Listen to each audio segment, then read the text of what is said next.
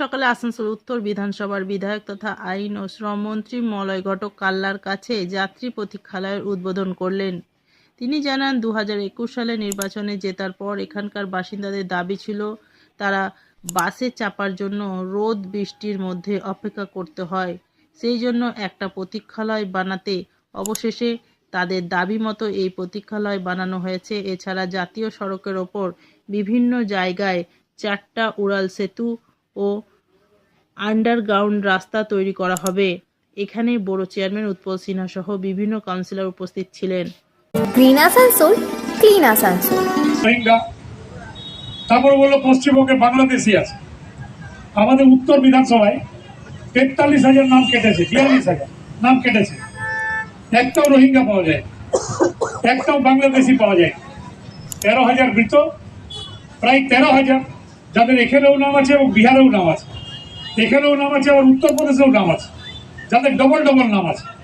তো 13 26,000 আর 15,000 যারা আনট্রেসেবল। কিন্তু রোহিঙ্গা একটাও নেই, বাংলাদেশে একটাও নেই।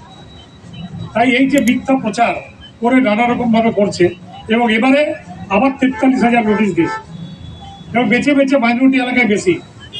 একটা বুথে 1000 ভোটার, 500 ভোটারের নামে নোটিশ দিয়েছে।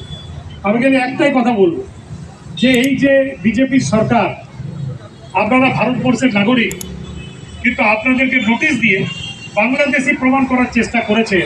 2026-এর ভোটে তার জবাব আপনাদের দিতে হবে, তার জবাব দিতে হবে যে আপনারা বাংলাদেশি নন, আপনারা ভারতবাসী।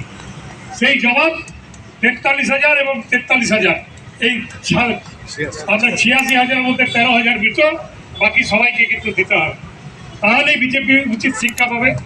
গতবারে 77টা আসন পেয়েছিল, কমতে কমতে 60-এ চলে এসেছিল, এবারে 30টাও পেরোবে না। আমি এখানে দাঁড়িয়ে বলে দিতে পারি।